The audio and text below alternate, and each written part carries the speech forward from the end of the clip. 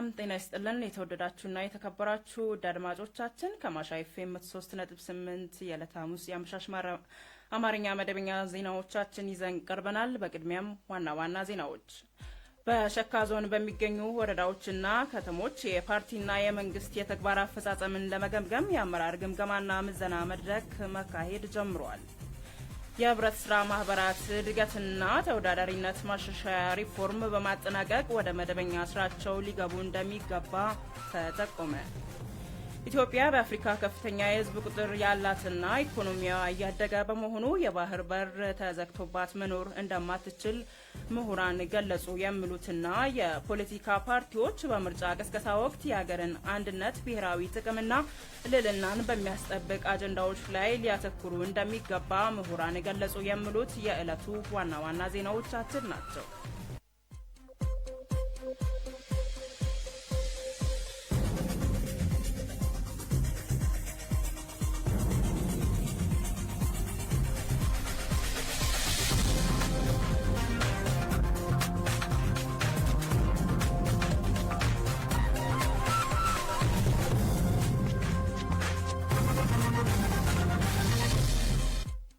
ወደ ዝርዝሩ እናልፋለን። ከዜናዎቹ ጋር ታምር አስፋው ነኝ።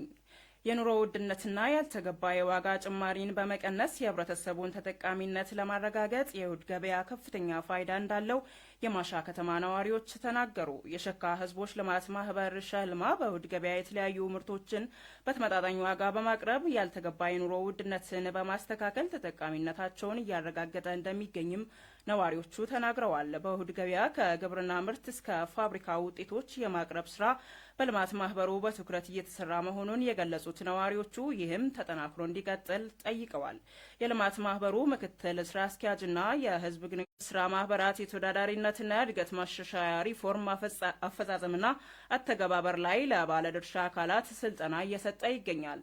ዘገባው የክልሉ መንግስት ኮሚኒኬሽን ነው። ለተጨማሪው አዲስ አለም አለሙ።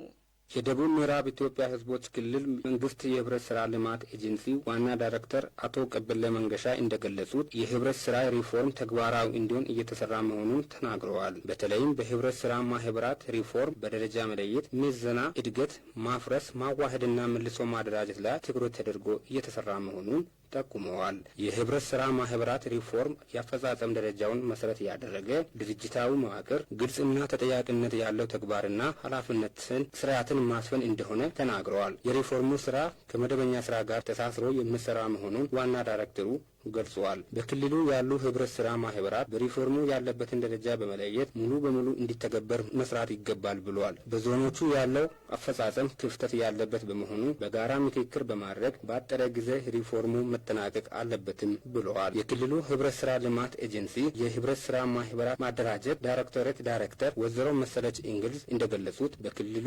250 መሰረታዊ ህብረት ስራ ማህበራት 21 ዩኒየኖች እንዳሉ ጠቁመው 671 መሰረታዊ ህብረት ስራ ማህበራት ላይ እና 7 ዩኒየኖች ላይ የሪፎርም ሚዛና መሰራቱን ተናግረዋል። የሪፎርሙ አስፈላጊነት የአደረጃጀት፣ የአመራር ችግር፣ ተልዕኳቸውን በአግባቡ አለመወጣት፣ የደህንነት ችግር መኖር፣ የድጋፍና የክትትል ችግር በመኖሩ መሆኑን ወይዘሮ መሰለች ጠቁሟል። በስልጠናው ላይ ከ6ቱም ዞኖች የተወጣጡ የሚመለከታቸው አካላት ተሳትፈዋል።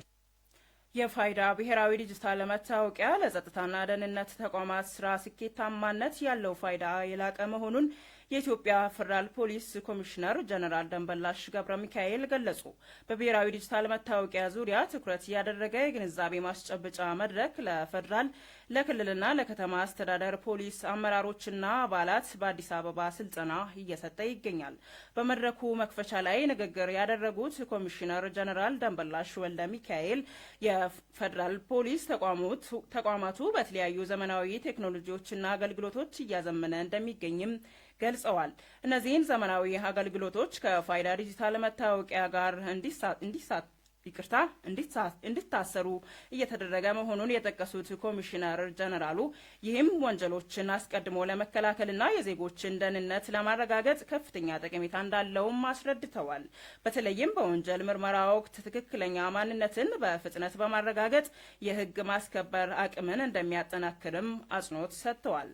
ፖሊስ እስከ ታችኛው የማህበረሰብ ክፍል ድረስ ወርዶ የሚያገለግል ተቋም በመሆኑ ዜጎች የዲጂታል መታወቂያን እንዲጠቀሙ ግንዛቤ በመፍጠር ረገድ ሚናው አጠናክሮ እንዲቀጥልም ኮሚሽነር ጀነራል ደንበላሽ ገብረ ሚካኤል ተናግረዋል። አሁን ላይ በአገር አቀፍ ደረጃ 38 ሚሊዮን ዜጎች ለፋይዳ ብሔራዊ ዲጂታል መታወቂያ መመዝገባቸውም በመድረኩ ላይ ተገልጿል። ዘገባው የኢትዮጵያ ብሮድካስቲንግ ኮርፖሬሽን ነው። የሻይ ልማት ዘርፍ ሰፊ የስራ ዕድል ከመፍጠር ባሻገር ለውጭ ምንዛሬው ላይ ከፍተኛ ድርሻ ስላለው በትኩረት መሰራት እንደሚገባ ተገለጸ።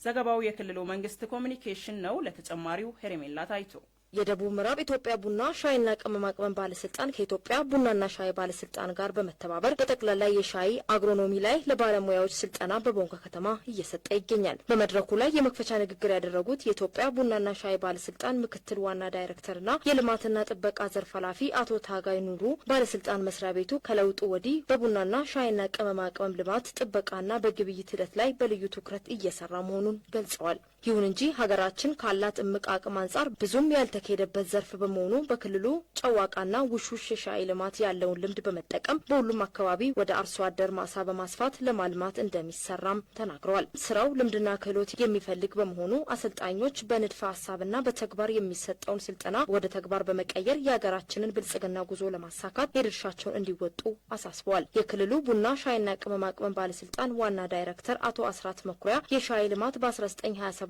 ወደ ሀገራችን የገባ ቢሆንም ከጠቀሜታው አንጻር ብዙም ያልተስፋፋና ትኩረት ያላገኘ ተክል መሆኑን አንስተዋል። ክልሉ ለሻይ ልማት ምቹ ሆኖ ሳለ እስካሁን በክልሉ 2334.5 ሄክታር ብቻ መሆኑን በመጥቀስ ባለፉት 2 እና 3 ዓመታት በአርሶ አደር ማሳ ለማስፋት እንደ ክልል የተጀመረውን ኢኒሼቲቭ መሳካት ስልጠናው ወሳኝ መሆኑን ተናግረዋል። ዘርፉ የስራ ዕድል በመፍጠር ብዙ የሰው ኃይል ከመፈለጉም ባሻገር በተለይ ለሴቶች ሰፋ ያለ የስራ ዕድል በመፍጠር አይነተኛ ሚና መኖሩን አክለዋል። ይህን ለማሳካትና በቀጣይ ዓመታት እንደ ክልል ወደ 14000 ሄክታር ለማድረስ የተያዘውን ግብ ለማሳካት አግሮኖሚውን ወደ አርሶ አደር ለማውረድ የሚያግዝ የክህሎት ስልጠና የተዘጋጀ በመሆኑ በተገቢው እንዲከታተሉ አሳስበዋል። ስልጠናው ንድፈ ሀሳብና በተግባር የተደገፈ እንደሆነ የተገለጸ ሲሆን በሻይ ችግኝ ጣቢያ ምስረታና አያያዝ ላይ የስልጠና ሰነድ በመምህር ጥላውን አለማየሁ ለተሳታፊዎች እየቀረበ ይገኛል። የስልጠና መድረኩ ለ3 ቀናት የሚቆይ ሲሆን ከክልል እስከ ቀበሌ ልማት ጣቢያ ያሉ ከ146 በላይ ባለሙያዎችና ባለድርሻ አካላት በመሳተፍ ላይ ይገኛሉ። ውድ አድማጮች ዜናዎቻችን አሁንም እንደቀጠሉ ናቸው። የባህር በር ጥያቄ የሉዓላዊነትና የሁሉና ጉዳይ ነው፣ ያጣነውም የመመለስ እጥፍ ድርብ መብት አለን አሉ ሜጀር ጀነራል ተሾመ ገመቹ። ሜጀር ጀነራል ተሾመ ገመቹ ሰሞኑን በአድዋ ድል መታሰቢያ በተካሄደው የፓናል ውይይት ላይ ባደረጉት ንግግር ኢትዮጵያ በተጣላት ሴራና በተሳሳተ ውሳኔ ያጣችውን የባህር በር የመመለስ እጥፍ ድርብ መብት እንዳለን አጽንኦት ሰጥተው ገልጸዋል። እንደ ሞሮኮና ቪየትናም ያሉ ሀገራት የባህር በርን በነጻ ወይም በልውውጥ በመስጠት የጋራ ልማትን እያረጋገጡ መሆኑን የጠቀሱት ሜጀር ጀነራሉ በተፈጥሮ የኢትዮጵያ መሬት ከቀይ ባህር ጋር የሚዋሰን እንደነበረና የአሰብ ወደብም የአፋርን ሕዝብ እንዲያረጋጋ ተደርጎ ከንድፉ ጀምሮ የተዘጋጀ እንደነበረም አስታውሰዋል። የባህር በር ማጣት ለጸጥታ ችግርና ለኑሮ ውድነት ዋነኛ ምክንያት መሆኑን የጠቆሙት ሜጀር ጀነራል ተሾመ የባህር በር ጥያቄ የሉዓላዊነት ጥያቄ መሆኑንም አስገንዝበዋል። እያንዳንዱ ዜጋ የባህር በር ያሳጠንንና ሀገራችንን ለማፍረስ የሚሰራው ጠላት በመንቃትም መመከት እንዳለበትም በንግግራቸው አሳስበዋል። ይህ ጥያቄ የኢኮኖሚ ብቻ ሳይሆን የሀገር ህልውና ጉዳይ መሆኑን በማንሳት የባህር በር ባለቤትነት ለቀጠናው ሰላምና ለኢትዮጵያ እድገት ቁልፍ ሚና እንዳለውም ተመላክቷል። ዘገባው የኢትዮጵያ ብሮድካስቲንግ ኮርፖሬሽን ነው። በተያያዘ ዜና ኢትዮጵያ በአፍሪካ ከፍተኛ የህዝብ ቁጥር ያላትና ኢኮኖሚያዊ እያደገ በመሆኑ የባህር በር ተዘግቶባት መኖር እንደማትችልም ምሁራን ገለጹ። ዘገባው የኢትዮጵያ ዜና አገልግሎት ነው። ለተጨማሪው ሙባሪክ ድነቃቸው።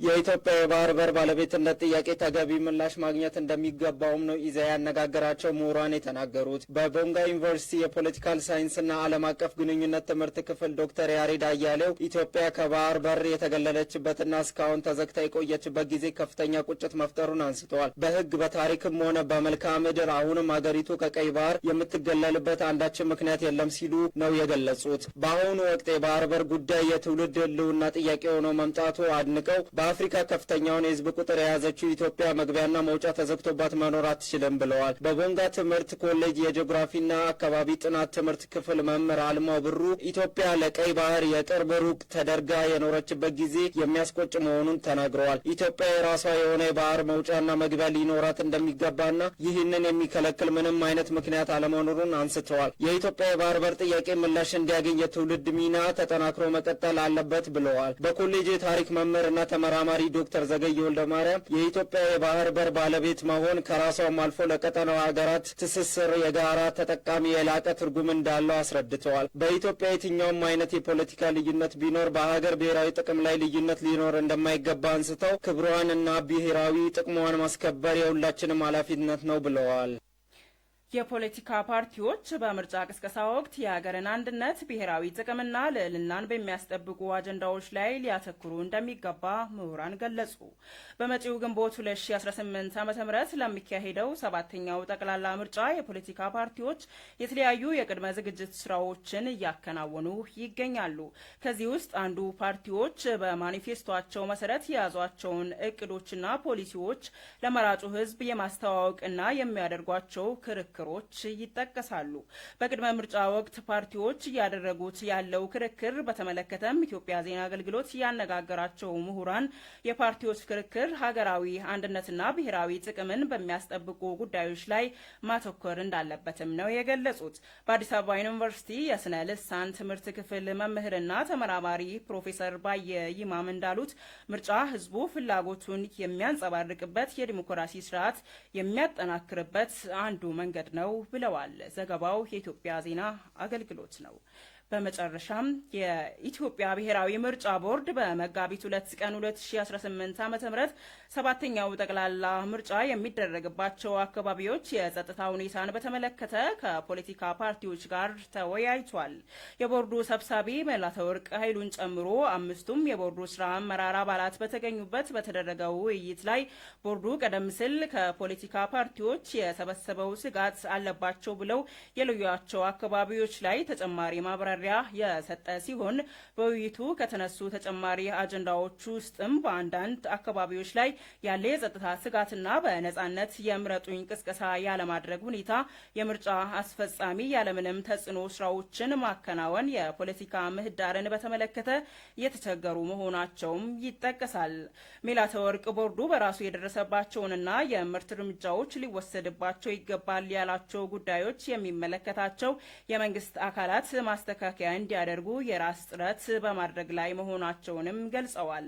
አሁንም የፖለቲካ ፓርቲዎቹ በለዩዋቸውና ለቦርዱ ባሳወቋቸው አካባቢዎች ላይ በቀጣይ የክትትልና ቁጥጥር ኮሚቴ እንደሚያሰማራም ተናግረዋል። ይሄኛው ከቦርዱ የምርጫ ክትትልና ቁጥጥር ቡድን ከፖለቲካ ፓርቲዎች፣ ከሲቪል ማህበረሰብ ድርጅቶች የተውጣጡ ተሳታፊዎች እንደሚኖሩም አስታውሰዋል።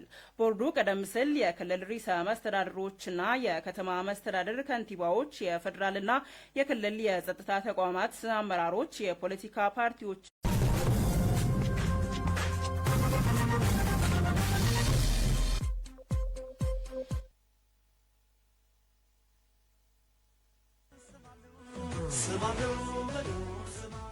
ፋይዳ ዲጂታል መታወቂያ ምንድን ነው?